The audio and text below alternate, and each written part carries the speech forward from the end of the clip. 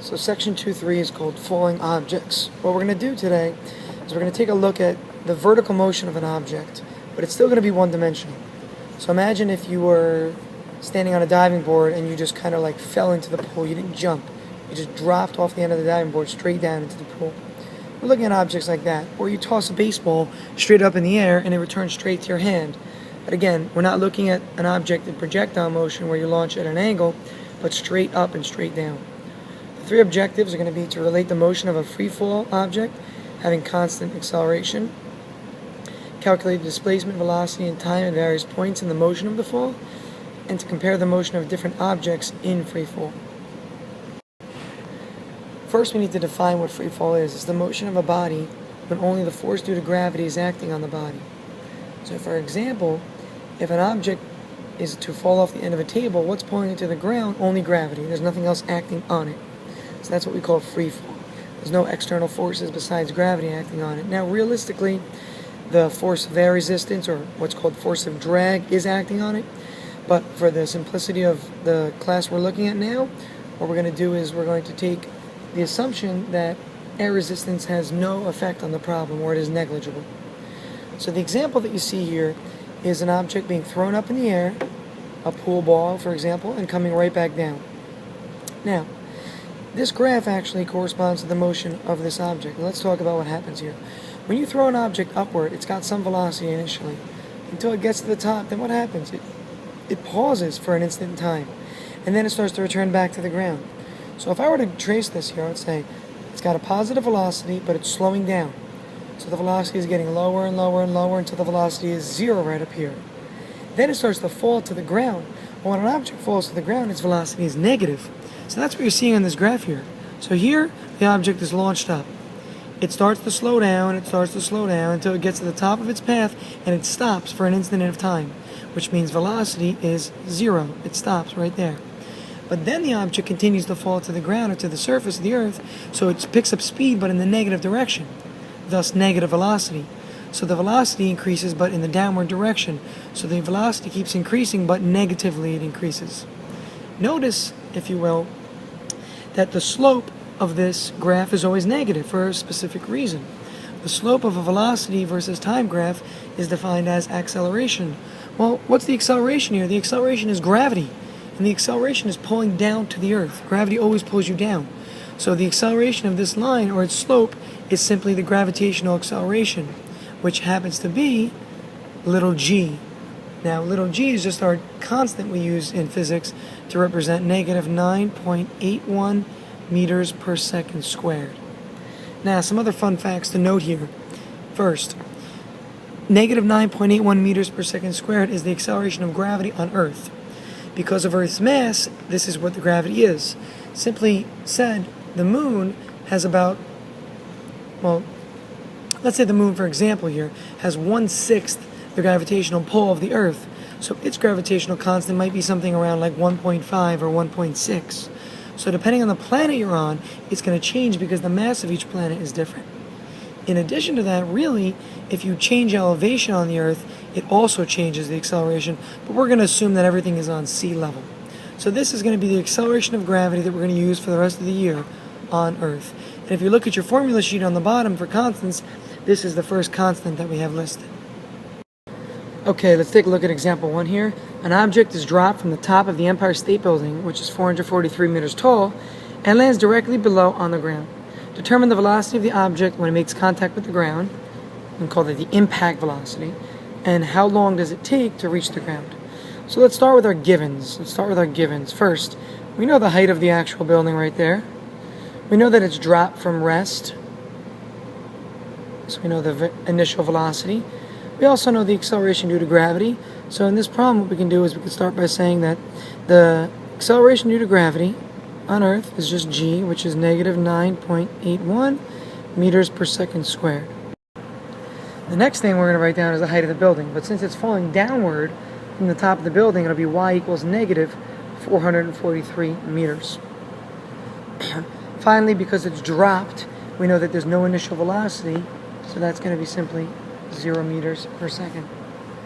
With those three pieces of information, we can go about solving this problem. So the first thing we want to do in this problem is say to ourselves, well, what formula are we going to use? Well, what are we looking for? It says determine the velocity of the object when it makes contact with the ground. So that's like our VF, when the object hits the ground at the very end of the problem. So we're looking for VF here. Now, if we're looking for VF and we've got all the other piece of information here, we could start by saying, well, there's no time involved yet. At the end, we're going to search for the time. How long does it take? So without time, the only formula we can really use is the following. Now remember that in this problem, when we see y here, it's the same thing as x. We talked about x being the horizontal displacement in the past. Now we're taking a look at the vertical displacement, and that will be y. So what we're going to do next is we're going to take our look at our equation here and realize, well, we're solving for VF, but VF is already known. It's given right here. So we see that we have it. So let's just go ahead and plug in these numbers and then take the square root. So we have VF squared equals, this is 0, drops off.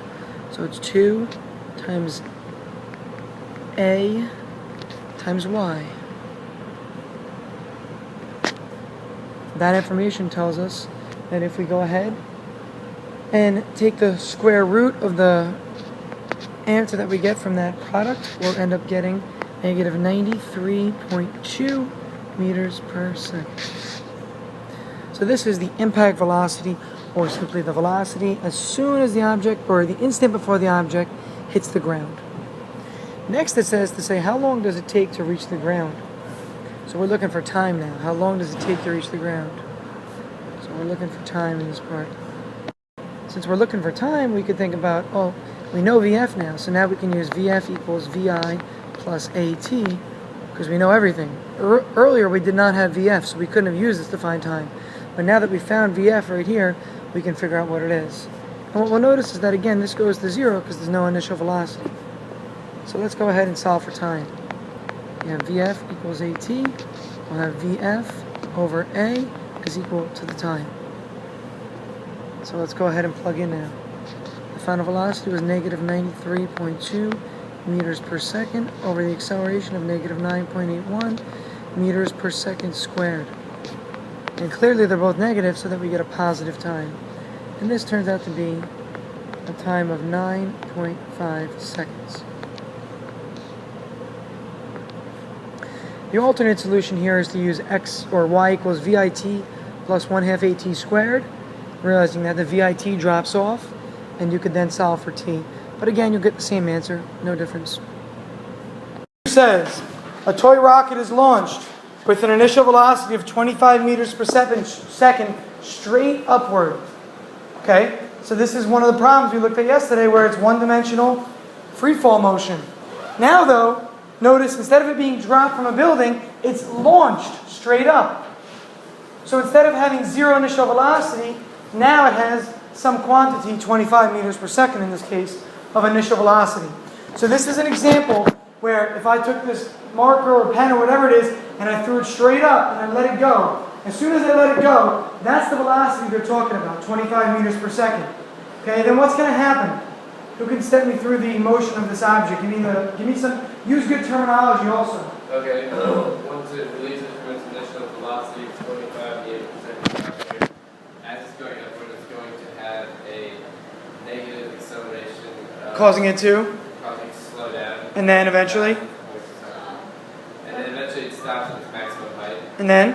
And then final one, and then it starts going down. Until it? It's the ground. With its what? Negative velocity. What kind of velocity do we call that at the end? Right before it hits the ground. I used the term the other day. I wanted to use the term right. It's like a final, and it probably will be in this problem depending, but I called it something. Right before it hits the ground, I called it a certain term. Blank velocity, not final. I mean, it probably will be in this. What is it going to do? It's going to hit the ground, right? That's maximum velocity. What do we call that when you hit into something? Impact velocity, okay? So it's eventually going to come down, hit the ground with some impact velocity. Now, in this problem, what we're going to try and figure out is the correlation between some of our variables, and you'll see it toward the end. Julie? When it was going up, you said negative acceleration and positive velocity. Yeah, because it starts off positive velocity, but gravity's pulling it down with a negative acceleration, so it stops, then it starts to come back, and it picks up speed, but in the negative direction. Okay? James, you had a hand up. Just going to ask a question. Is it clear though now, or do you want to ask? No, you're not, yeah. Okay. So after how much time will the rocket reach its max height? What did you say a minute ago happens at max height? It stops. It stops. So if we partition this problem into the ground up to max height, and only think about that. Forget about the return trip to the ground, okay? Just think about from the ground up to max height. You can call the ground VI, and you can call max height VF. And that's the end of your problem. So for part A, we need to think of this problem as the following. Here's the rocket on the ground. I'm drawing with a box. It moves up until it hits its max height, and then it freezes at the top. This is the part of the problem we are looking at for part A. So in physics, even though you know it's going to return to the ground, we do what's called a partition, or we take like a piece of it. In math this year, you're going to learn about piecewise functions. Functions that are like linear, then parabolic, and then linear again, where there are different pieces to the function. They're not all linear, they're not all exponential, they're not all parabolic, they're combinations. So this is what I want you to think about. Break the problem up into its components. So this is for part A. Give me some variables or some knowns I can write down for part A. What are some of the numbers? Initial velocity, is 25 meters per second. Good. What else? What else? The direction is north, so we're going to say positive because it's going up. Sure. Agreed. What else? James? I just have a question though. Yeah. So in a drop, if you're starting with a VI of 0, In a drop you are, yes. but why wouldn't you in a launch as well? Because you're starting from the ground. It's the instant after the object launches, remember, always. And it's the instant before it hits the ground. Okay? Tristan, what else do we know? Is? Good. At the top, the velocity is 0. And I know that it's weird because we call it final velocity. Because you're like, wait, it doesn't end there. But we are only thinking about the first half of this trip, from the rocket up to its max height. The second half of the trip we'll talk about later, or in a moment, with parts B, C, and D. What else do I know? I just have a question. If you were then to calculate like the velocity and stuff going down, would you use 0 as its initial? Yeah, very good. So in a minute, we're going to look at the second half of the trip, and this, where it stops at the top, is now the beginning of the problem. And where it hits the ground on the way down is now the end of the problem. So the 0 would become VI for the next problem. That's why I'm talking about partitioning. But the initial velocity wouldn't switch with the final, right? Yeah, the numbers wouldn't switch, but the variables would switch. This would become VI, and we'd be searching for VF now for the second half.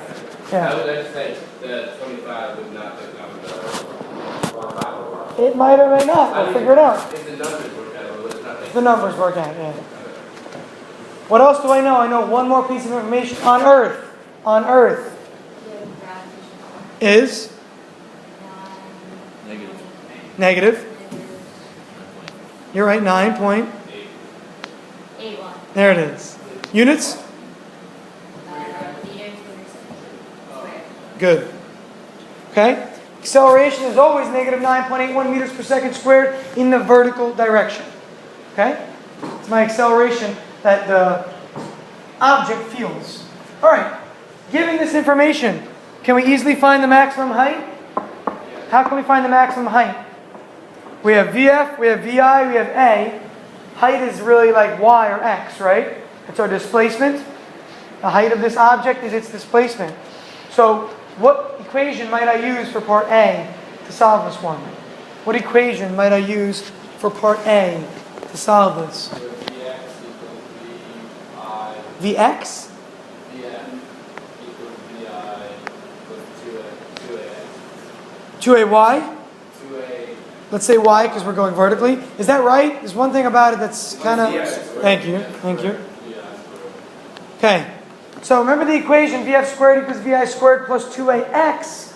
We are using the same equation, but because we're moving vertically, we don't put x, we put y in there. And what are we solving for? Y. Okay? I was waiting for it. So let's isolate this for the variable y. Subtract VI squared first, because this is like a number. Actually, wait, what am I saying? Oh no, VI does have a number, sorry.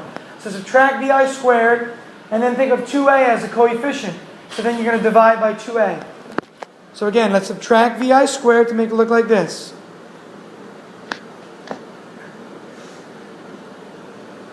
All right? Then we'll divide by the quantity 2a.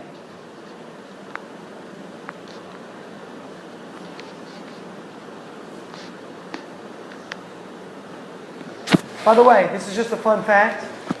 Anybody remember the difference of two squares when you factor? Like x squared minus 16 becomes x plus 4, x minus 4? Yeah. Or x squared minus 81 is x plus 9, x minus 9? That's what this would factor into if you wanted to. Because if you go on to take college physics, you're going to solve for equations generically only. You're not going to have numbers sometimes. So you could factor this into VF plus VI and VF minus VI. Because this is the difference of two squares here in the numerator. Right? This is like x squared minus 81. This is an example of that. So technically you could factor the numerator. But because we know the values for VF and VI, we don't have to go into that. But just if you want to think a little bit more advanced, you could factor that numerator. At this point, what do you do? What do you do at this point? Plug in. Yeah, just plug in. Okay, VF was what? 0. So if you do this, just cross it off. Okay, you don't need anything there. So the numerator becomes negative, and it's VI squared, negative 25 squared. Be careful. There are so many mistakes here. So many students make a mistake with their parentheses. It's really 0 minus the quantity 25 squared. Agreed? So you need to make sure that you square 25 first and then negate it. Because if you do negative 25 squared, it's going to become what? What is it going to become? Positive. Yeah, but we know that we need a negative over a negative because we need to get a positive y value because we're moving up. I dropped units there just for a moment. Okay, you should include them. Does everybody see what I'm saying? The denominator is negative for sure. The y value has got to be positive because the object's moving upward, which is positive in the y. So this numerator has got to be negative. The reason it's negative is because there's really a 0 right here, and I'll put it in red. There's really a 0 there.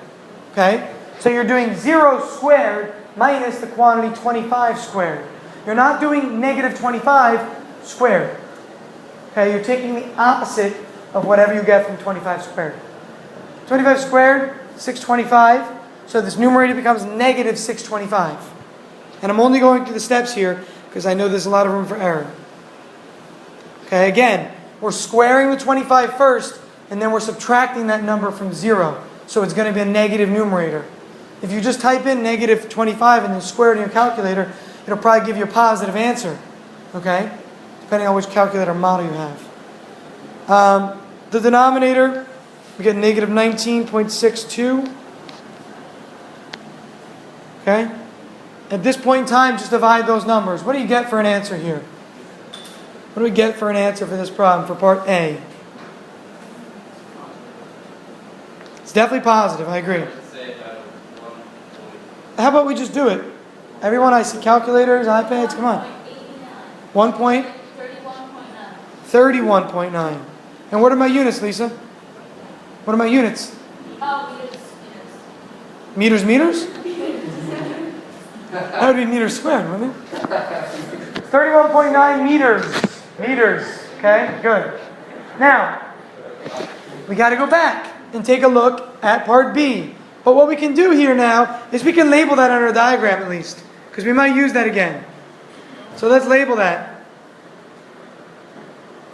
Okay, let's put that on our diagram now so we know. Should we draw the diagram of the tests and stuff? Say again? Oh, we did part B just now. Yeah, we did. No. We did. I apologize, guys. We just did part B. So let's go back and do part A. No big deal. Part A says after how much time will it reach maximum height. So now we're looking for time. This might help us. It will help us. It will help us. How much time will it take? What equation would I use to find the time? Final velocity equals acceleration times time plus initial velocity. Good. Initial velocity plus acceleration times time. VF equals VI plus AT. VF equals VI plus AT. You know what? I don't mind that we did it the other way, just to show you that sometimes it doesn't matter which part of the problem you do first. There might be times where it's easier to do one first, but in essence it didn't matter in that part at least. Okay? Let's take a look at this. We know everything except for time. So let's solve for time analytically. Subtract VI divide by A. We subtract VI, we're left with this equation here. And then go ahead and divide by A. How come I can do this again? We're over here on the bottom left. So we subtract VI over here, okay? And then we're going to divide by A. How come I'm allowed to do this? Who can explain this? Why can I move variables around like this? What do we think of them as? As numbers or constants. If this were a number like 7, and this were a number like 5, you would subtract 7 from both sides. And then you would divide by whatever A is as a number. So think of these as numbers when you know the values. Is that clear? Okay, anything that's given to you, acceleration is given, initial velocity is given, final velocity is given. Think of them as numbers and what you would do with them if you were solving a traditional equation with numbers. But now you have variables. Go ahead and plug in. What's VF again? Same thing. We're still in the first half of the problem. 0 minus all over negative 9.81. Yes, the acceleration. Okay? So technically this is just the ratio of the initial velocity to the acceleration. Agreed? The 0 doesn't matter. You end up just looking at the initial velocity over the acceleration because the negatives cancel. What do you get for a number here? It should be a little under 3. What do you get for a number here for time? Aaron? 2.55 seconds. So let's round to the nearest tenth. 2.6 would that be on there? All right. 2.6 seconds. Agree? We're not going to go on until people agree. Agree. Okay, that means you checked it and you agree, right? You're not just saying the word agree. Okay. So we've got part A and we've got part B done. I'm going to leave it up because people are still writing. Can somebody read part C? Can somebody read part C for us? Part C, Tori. What was velocity when it returns to ground? What would the velocity be? When it returns to ground. When it returns to ground level. So now we're looking at an entire problem from beginning to end, or we could look at a free fall problem from the max height back down to the ground. It doesn't matter though. It doesn't matter. So here's what I'd like. I want from this half the room over, which is more people, okay? I'll make you guys do the harder portion. I want this half the room over to work on it as if you started at the ground, you loop the whole way and ended at the ground. Like it's one whole problem. Think about what equation you would use for that. This half the room, think about as if it were a free fall and you drop it from the top and it falls 31.9 meters. What would the final velocity be if you started at the max height and fell to the ground? Again, this half the room, imagine you start at the beginning and you loop and come back to the end. Okay, it does work. It's a little tougher. That's why you have more people on that one. The other way, it's a free fall. You drop it and it hits the ground. Okay? Work on it for about 2 minutes and we'll go over both methods to solve. Same problem, but we're on part C, but I want to see both methods of solving that. I don't know. I don't understand how to solve it with this book. Talk amongst your peers and see if you can come up with something. I know what the answer is, I'm not going to tell you. But I want you to work with each other for a moment. What is it? Okay. The initial velocity is and we're looking for But it doesn't work that way because it's got initial velocity now. We think of it as if it's constant velocity, changing velocity. Your part about the space being 0 is the first step you need to use. So start with that. So start already y equals 0. And then keep going. Start by putting y equals 0. You're right. You're absolutely right with that statement. But take it from there and keep going. Think about what your initial velocity is, what your acceleration is, what you're looking for, and it will work. Trust me.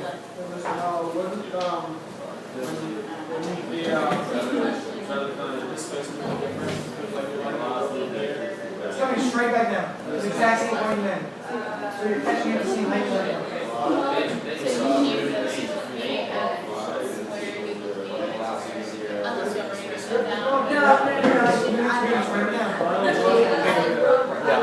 Okay, so if I start, and I think of this as so you're saying your initial velocity would be 0. good, and you're searching for the Final velocity. good, Back velocity.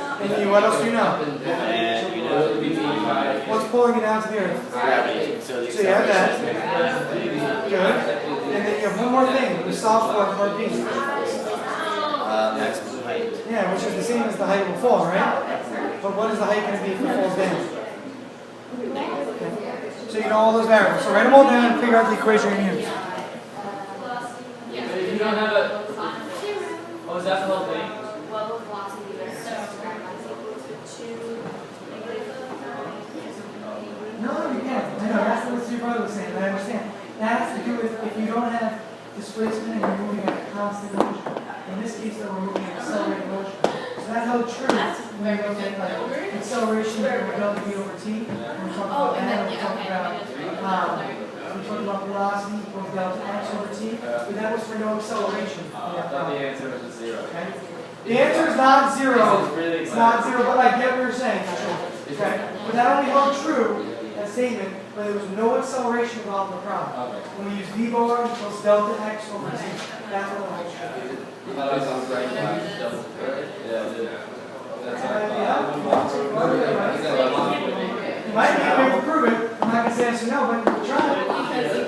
Don't give me that nice smile. I mean, if you look at part D, that's kind of what we're going to do in a moment. Look at part D. That's what we're going to do in a second. No, I just wanted to be I think the acceleration of the y is negative. I know this acceleration.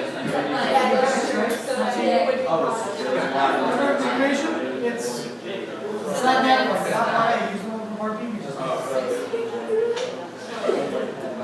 remember the VF squared one?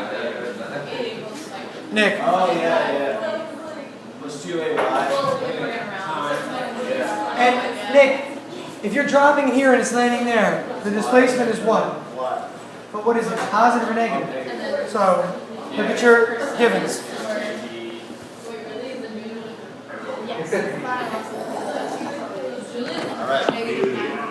All right. Now I'm going to do it this way. I'm going to do the problem in both different means. On this half of the room, we were told to think of the problem as a free fall, where it's dropped from the max height and hits the ground. So Luke, can you give me your variables for that situation? So the object is dropped and it falls to the ground. The initial velocity would be 0. Good. The acceleration would be negative 9.81 meters per second squared. Good. You don't know the final velocity. Good. And max height, I think is what we gave. Or displacement, let's say. Displacement. Changing x is negative. I don't know. I don't have the number. What was the number? 31.9. Yeah, negative 31. And we're in meters there. So this is what we've got for this half the room solution. Okay, this is why I said it's an easier way to do this, because if you look at it this way, you're looking for VF. Well, it's okay. VF squared equals VI squared plus 2AY. Okay? Agreed? Yes? No? Maybe so? Hopefully? Okay? We've got A, we've got Y, we've got VI, solve for VF. So in this problem, VI is 0, so that can go away. There's no initial velocity, it's being dropped. It's like again, the object moved up to its max height, and now we're starting the problem over right here, and we're dropping it. Well, it's got to go 31.9 down now instead of up. So we can plug in.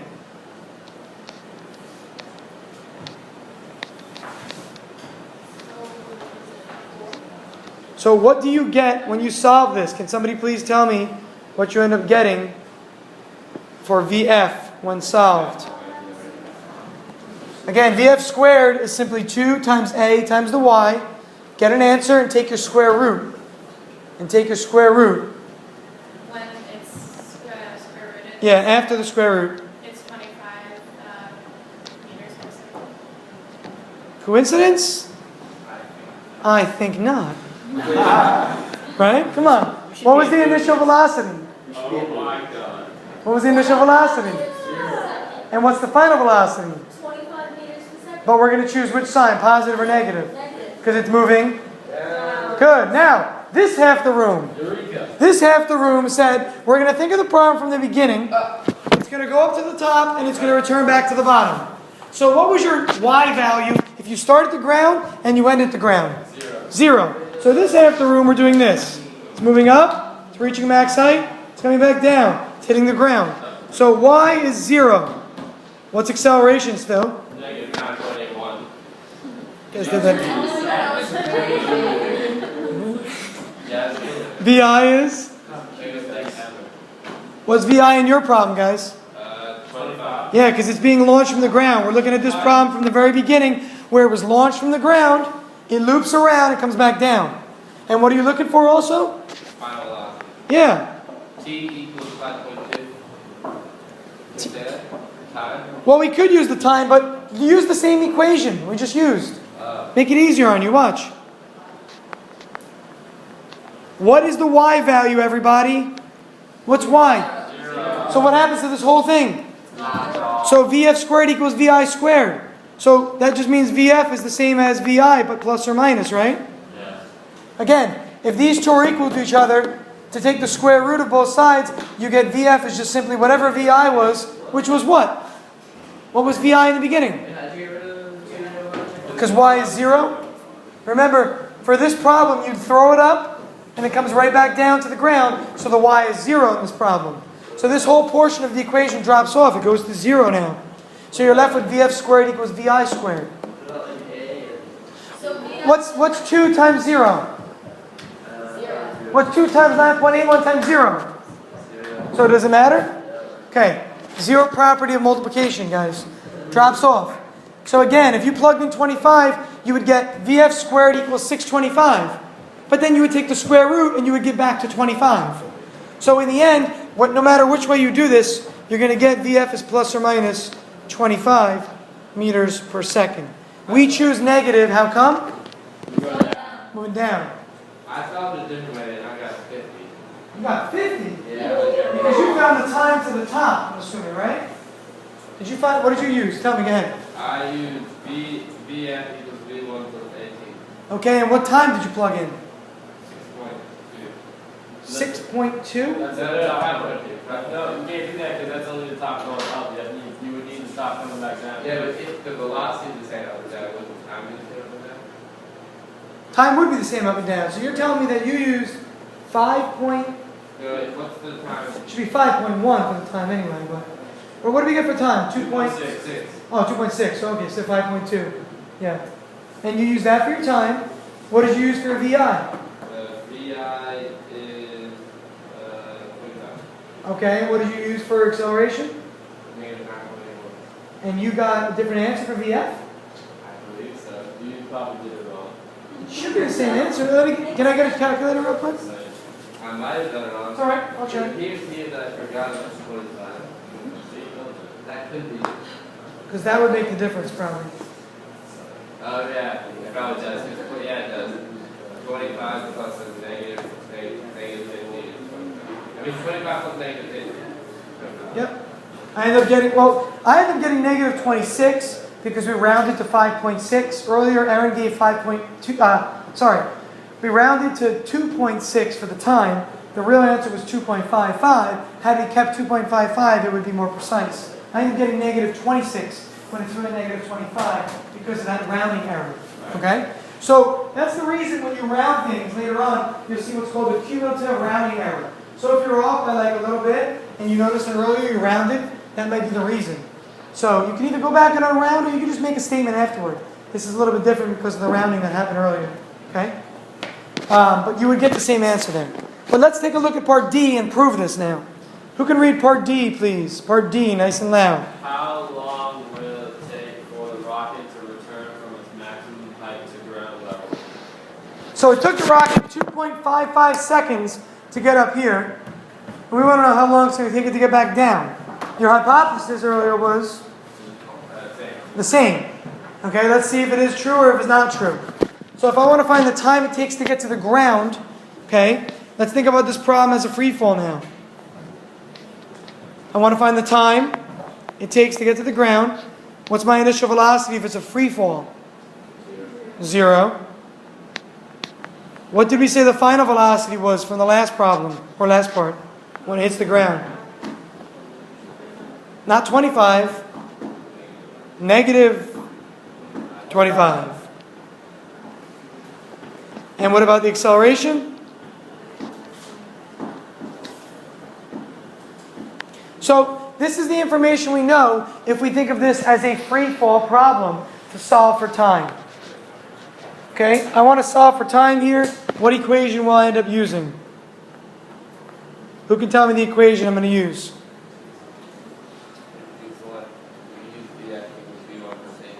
VF equals VI plus AT. Okay, solve for time. So it would be VF minus D1 over A. Good. And you should be able to start doing this in your head as time goes on this year. You got to move the VI over by subtracting, because there's really a plus in the front. A is like a constant or a number in front of the variable we're looking for, time. So then we divide by the A, and we get VF minus VI over A. VI is 0, so there's no effect on the problem. So that part drops off. And at this point we have negative 25 over negative 9.81, which is indeed the same answer we had earlier. T is approximately 2.55 or 2.6 seconds. So what can we make as a conclusion for a problem like this? I want some conclusion statements. Give me a conclusion statement before I let you go for a moment. We're coming back to the double. The velocity of an object thrown up is the same as it's coming down. Perfect. There is symmetry in one-dimensional vertical motion. The launch velocity will be the same velocity as when it hits the ground if it lands at the same level it started. Also, the time it takes to get up is the same as? Assuming you land at the same level. If I throw this up, and as it's coming on the way back down, Nina sticks her arm out and catches it right here, those numbers are going to be totally different suddenly. Okay? Take a break. Get a textbook if you don't have it with you. Go ahead, Tori. Jason hits a volleyball so it moves with an initial velocity of 6 meters per second straight outward. If the volleyball starts from 2 meters above the floor, in the air towards the ground. Okay, how long will it be in the air towards the ground? So this problem is different from the last one. Because now, it's like this, ready? He hits the volleyball 2 meters off the ground, straight upward. He goes up, it comes back down, and hits the ground now. Okay, the last problem we said that the rocket was launched from the ground, and it landed on the ground. But this problem, he's starting at some height, but then it's going past that height on the way back down, and hitting the ground. Okay? So draw yourself a diagram. And then I'll draw one. So it's, again, a volleyball is being hit straight up from this height, and then it comes back down, but hits the ground. So what would that look like as a diagram? So the velocity would be fast. So then it started out here, and he hits it here, and then It goes further down than it started, yeah. Draw a diagram. Draw a diagram. That's all I said. a diagram. Here's the ground. Whenever you draw a ground or a wall, those dashed lines mean like a surface, okay? A wall, same thing. So here's the person. Here's the volleyball, starting at a height of 2 meters. The volleyball goes straight up, and then it turns around, and it comes back down. But it lands on the ground down here. Okay? So that's what we have going on here. Again, volleyball starts at a certain height and goes down further afterward. So what would we know from that piece of information specifically? From that diagram we see, what do we actually know?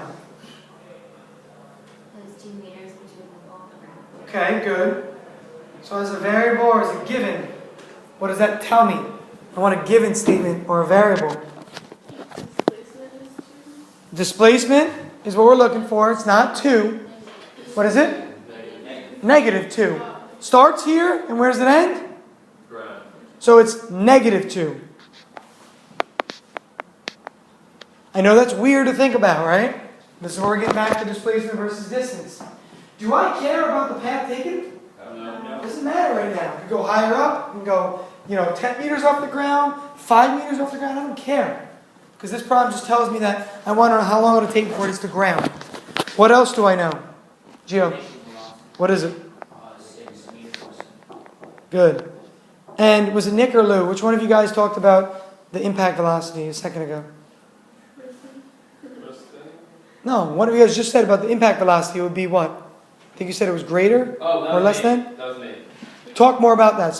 Explain what you mean. I was assuming, I was hypothesizing that Hypotheses are pretty good. yeah, thank you. If I was like frozen up in the middle, like here, it would be coming down faster.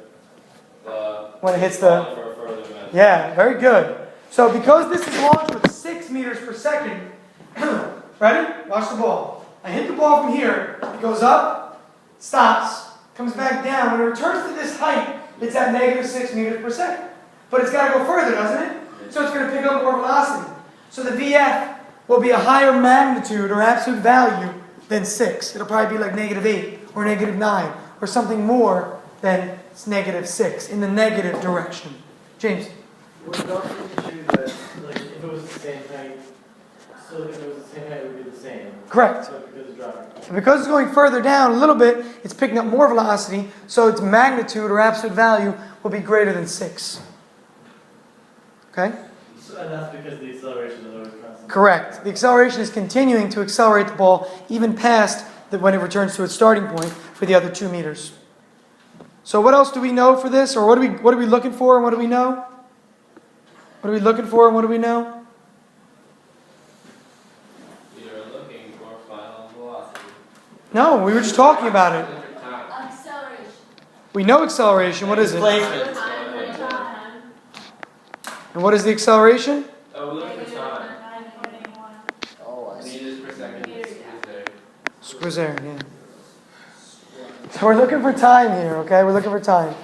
The reason I talked about velocity is so you can think about conceptual problems. So, hint, this is a good multiple choice, right? So you want to think about that for like a test. Maybe on your next test, the multiple choice would say something like that. Would the final velocity's magnitude be greater than the initial velocity, less than the initial velocity, equal to the initial velocity, or cannot be determined, maybe? Right? Those are your 4 choices. And the answer would be greater than the initial velocity. Wouldn't it be less? Because it's negative? No, magnitude. Oh, I didn't hear Remember? that. So Yeah. when I say magnitude, I mean the value numerically, ignoring the direction of positive or negative. Okay? Like absolute value. Gotcha. It moves up then down, but the acceleration is still negative. Is that because it travels further? Or like, The acceleration on Earth is always pulling you toward the... what? The acceleration on Earth is always pulling you toward the ground. The ground is down, which is...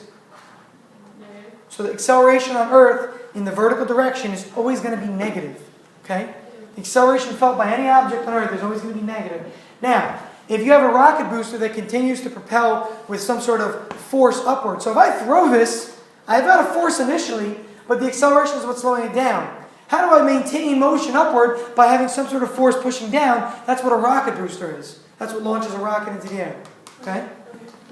If you threw something and like with an acceleration of exactly 9.81. It would need to maintain that acceleration for it to kind of hover in the air. Yeah, That's what a hovercraft is. I was A gonna hovercraft provides an acceleration of positive 9.81 meters per second squared on all surfaces. And it maintains a height of 1 meter above the ground. Do they have? I saw that hover thing. Anybody see the hover thing in the Russian beach? Did you see that? Was that? I put on news for him. Oh, the golf cart. There's another one I got to show you guys. The golf cart one was cool.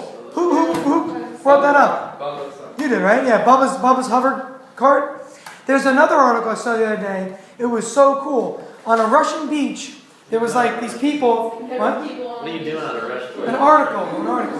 There were Russians on a beach, or Germans, I forget which one to be honest, that sounds terrible, but I really do forget. So, a nationality other than the United States was on the beach, and suddenly a hover tank actually came aboard the beach. It docked on the beach. Like a tank that held over 300 Marine soldiers, and vehicles were on the tank. It was a hover tank that floated above the water, like an aircraft carrier, but it was a hovercraft. So it was able to come right out to the beach and hover right on the beach. It was crazy. And the whole thing was it was some sort of a test run for a new thing they built, and the beach was supposed to be evacuated, but for some reason people were there, and it was a big deal in There the was public. so much there. That was You saw it? Yeah. Oh, okay. Did I put that on News Forum? I don't know. I thought I did. But you can check News Forum. I might have. If not, I can look it up. Does it make a difference if it's having a positive 9.81 on water or concrete, does that make Yeah, sense? yeah. It does. It definitely takes into account the surface and the surface resistance, sure.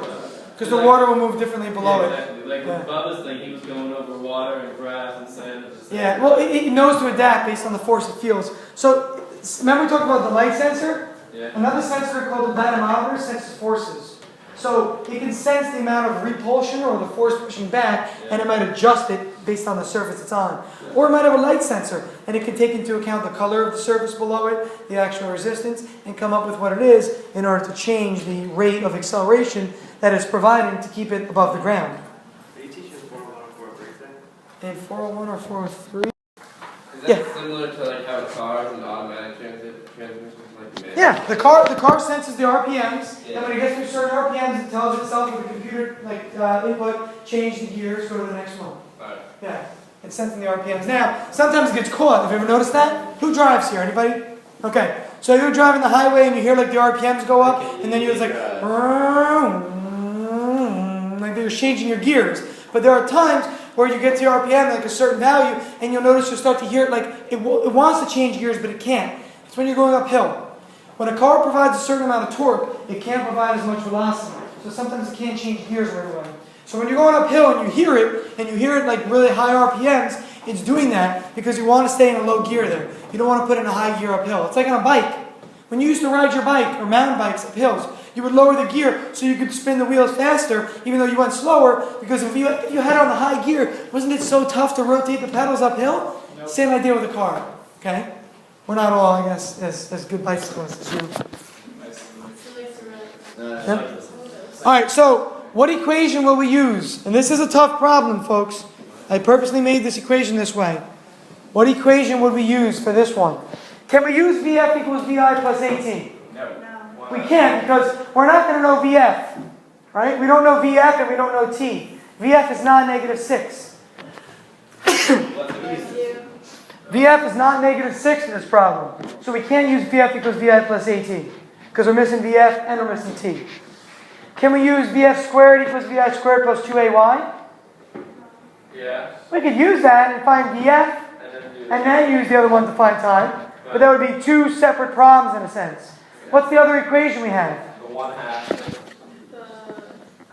Isn't it like Y equals, or X equals. Y equals VI times time plus 1/2 acceleration times the time squared. Very good.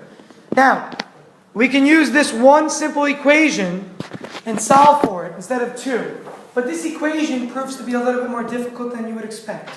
Who can explain why that is? Because there's multiple T's. There's multiple T's. There's a T that's linear and a T squared. So what kind of a formula will we have to use to solve this kind of an equation? The quadratic formula. Okay? So let's go ahead and plug in. This is the one time where you're not going to solve algebraically because you can't. You can't solve for T. It's in two spots and one of them is squared. So all we're doing is plug it in first, then we'll go through it. Let's plug in first. We're just plugging in. Drop your units. No, this is so much easier because I'm going to show you how to do it on your graphing calculator. You don't have to do any of the math. Okay?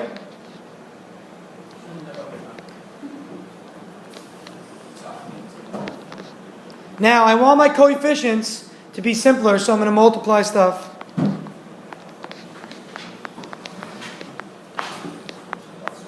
And then I'm going to move stuff around.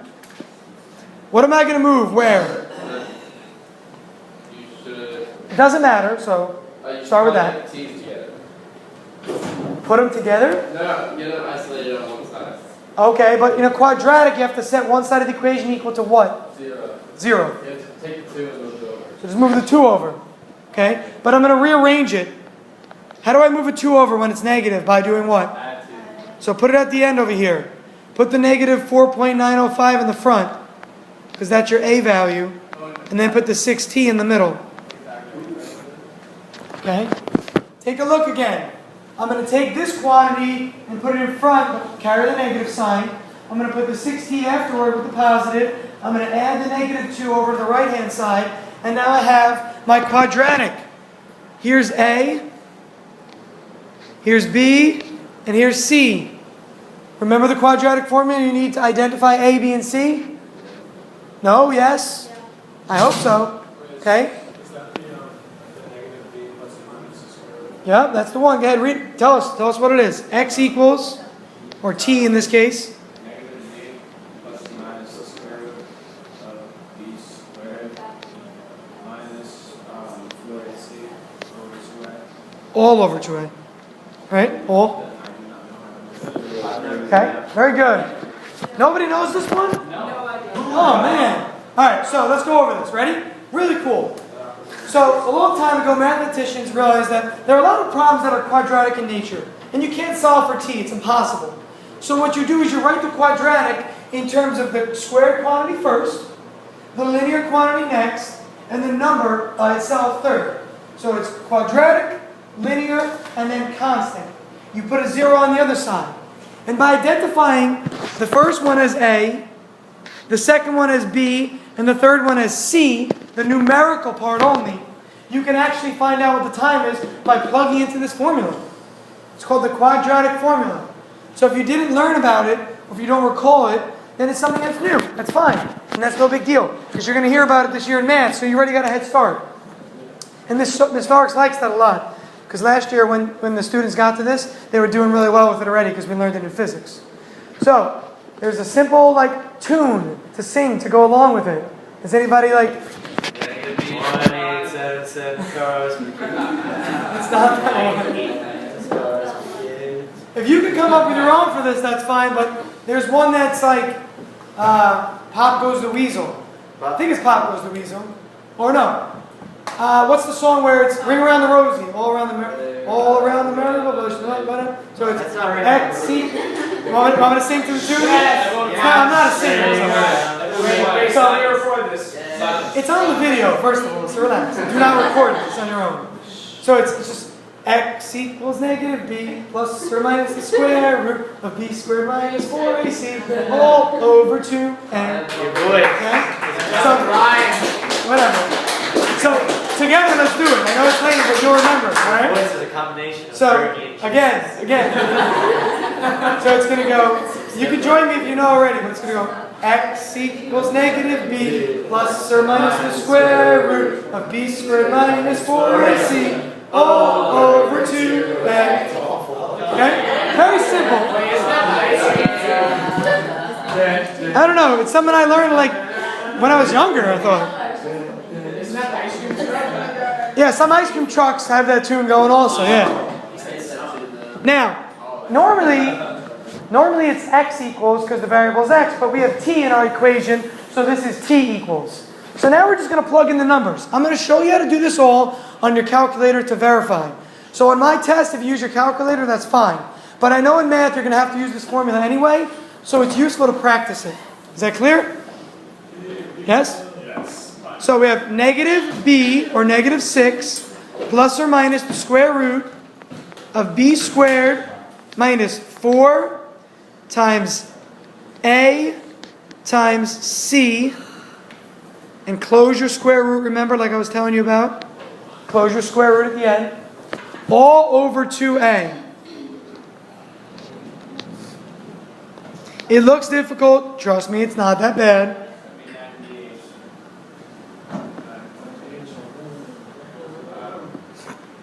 Now, here's the operation. Listen carefully. Only work inside of the radical first. So, in your calculator, do 6 squared minus, and then do 4 times negative 4.905 times 2. And get a number under the radical, please. Ever get an itch in your nose and you can't figure out what it is? Oh.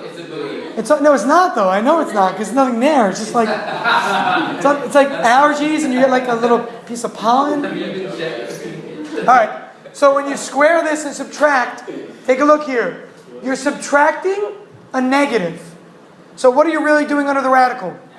You're going to be adding.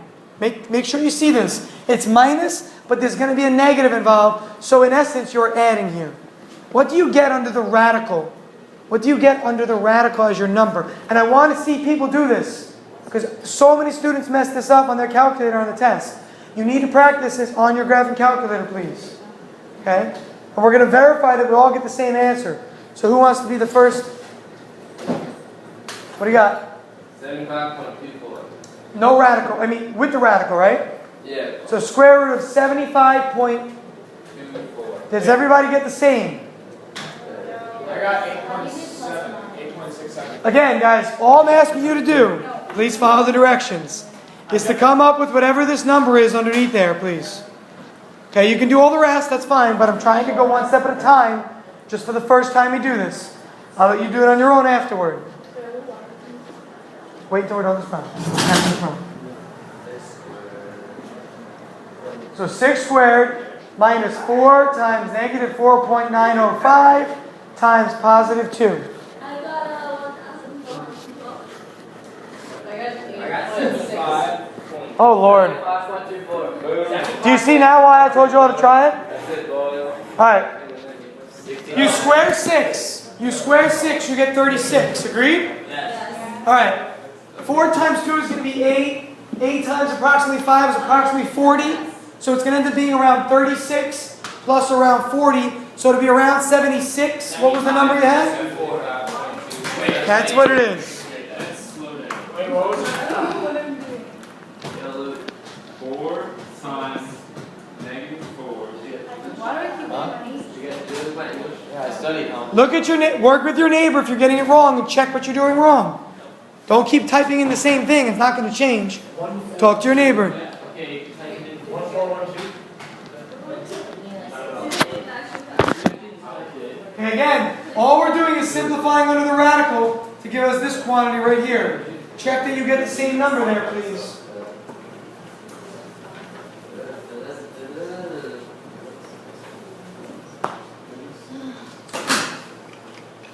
I got a non-real answer. That means you forgot the negative sign, Nina. Wait. Either here you forgot the negative sign or here. Okay. Alright, so at this point now, look at your denominator. Double 4.905 gets you back to 9.81. So even though I just did this in my head, you can all do that. Again, this number came from half of 9.81 earlier, so when you double it, you get back to that. At this point in time, what you need to think about is the fact that you have a numerator and a denominator, but there's a plus or minus going on here. Okay, so this is where we're at right now. We need to split this up into 2 possible answers. Okay? So, I yeah, have an idea. good. I'm thinking this plus. Well, for now, let's just find both. Is that okay? Oh, yeah. We're going to talk about the significance of each of them, but it will most likely be plus. It will be plus, because you can't... Time is impossible. Yeah, time's not going to be a negative, but we'll talk about what the negative means. And it's kind of cool. And you'll see what I mean in a second. So let's see what we get. Let's break it up. Negative 6. What does the square root of 75.24 give you as a nearest? 8.7. 8.7? Amen. Thank you, sir. No problem. Sir.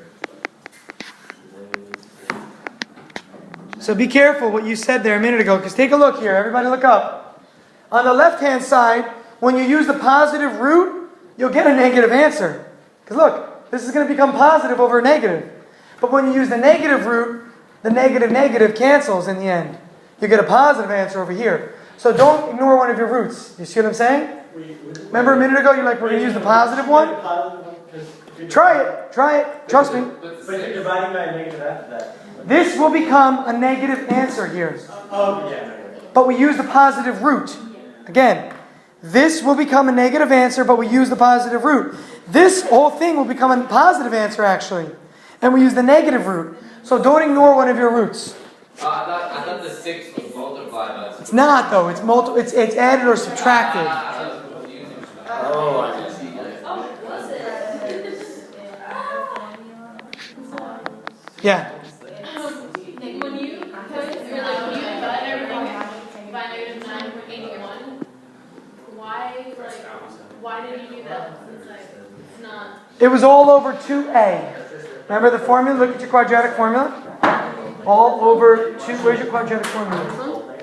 Yeah, but that's why you're forgetting. It's all over 2a. The whole thing. Extend that line. Thank you. And a was what? So double that. It's negative 4.905. It should be negative there. Oh, wait. And it should be negative in there then. See in there? It should be negative. Okay? So all these are all over. You got to do 2a for all of them. You know what I'm saying? Okay? What do you get on the left-hand side? Raise your hand, please. Tell me what this one on the left-hand side becomes here. Come on. You should be done already. -0.27. Seconds. And on the right-hand side?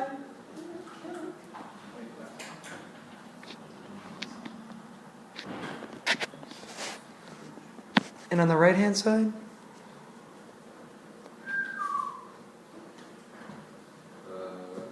Come on, anybody, guys. It's taking you 2 seconds to type that in. 1.5. Okay, so there's 2 answers here for time. First answer is positive. So, as a minute ago we talked about, that will most likely be our choice. Can't have Right? negative time. Can't have negative time, exactly, right? You can't have a negative 0.27 seconds. If you take this first answer, positive. No, look. We used, take a look up again. Watch what I'm pointing to, please. Look up. We used the positive root over here. We used the negative root over here. But the negative root gave us a positive answer.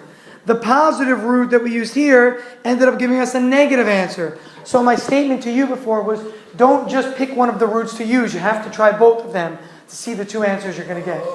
Now, it takes 1.5 seconds for the object to start at 2 meters, go up to its max height, return and hit the ground.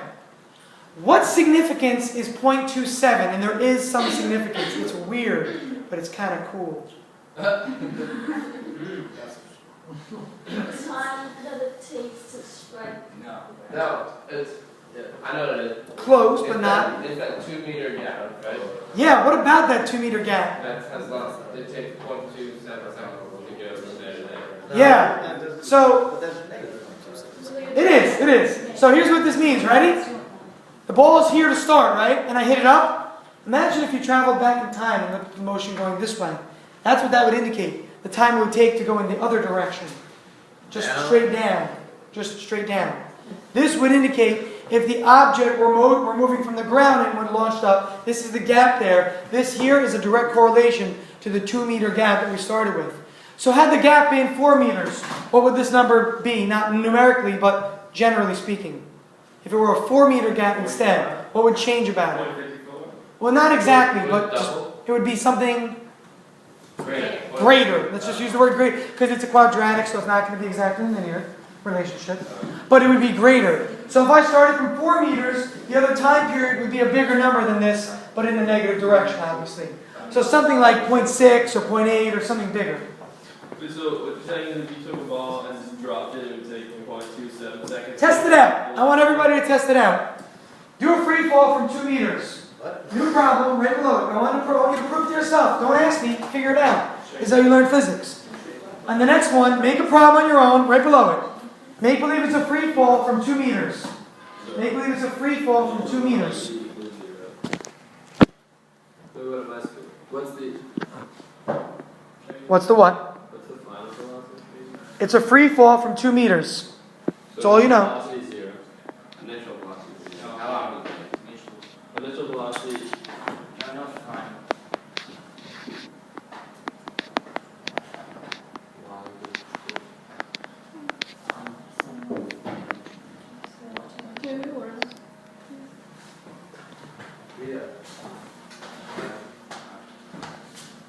This one's a lot easier. You don't have to use the quadratic formula because VI is 0, so that part of the quadratic will drop off.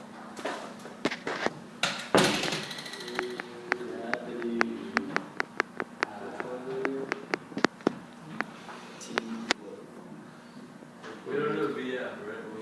Yeah, you can't use the VF ones because you don't know VF, so it's not worth using VF. You don't know time, but you can at least drop off this first part here, so you don't have to use the quadratic formula anymore in this problem. Makes it a lot easier. The equation becomes this. Okay, you can always use this as your free fall equation, by the way. Take a look here. You could always use this. Because whenever it's a free fall, what's VI? 0. So that's always going to drop off. So if you want to generalize to yourself and call that the free fall equation, some teachers do that. I don't like to do that because every problem is different. I want you to realize the physics and the notion behind it. You can call it the free fall equation, But don't just memorize that, please. Realize that the 0 for VI is what's causing that.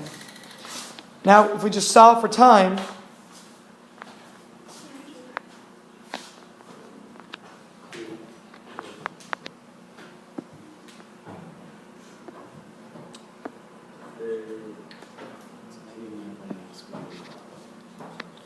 okay, that's what we get when we solve for time, right? 2, by multiplying by 2 to get rid of the 1/2, and we divide by a, and take the square root. That's what you get for your general solution for time.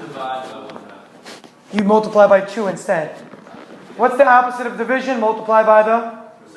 So when you want to divide by 1/2, just multiply by the reciprocal, which is just multiplying by 2. When we do 2y over a equals 2 squared, that's what you Yeah, and then just take the square root again. Absolutely. You can always leave it like that. You don't have to take the square root first. So you got really 4 over negative 9.81. Okay, or negative 4 rather, sorry, thank you. And then the square root of that.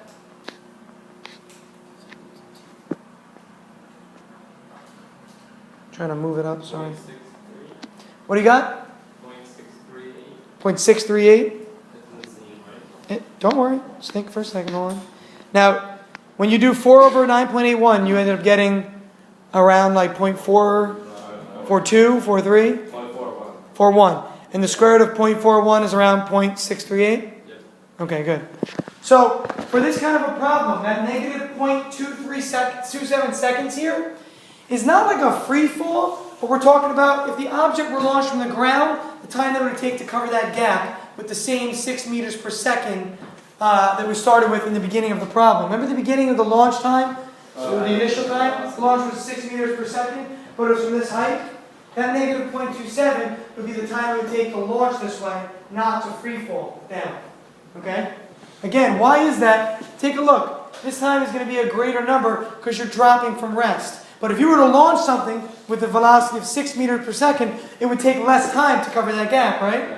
So that's why this number is going to be greater than the value that we got over there. Okay? So whenever you have a question on something like that and you're wondering, just give yourself a scenario and try and come up with some sort of a solution to prove true or false your hypothesis or your idea. Okay? Does that make sense? Again, this is as if it were launched from the ground. That would be the time that it would take in addition to this quantity here. All right, so I'm going to stop. Okay, your homework is 2 different pages for 2-3. So work on this weekend. You can get started on it now.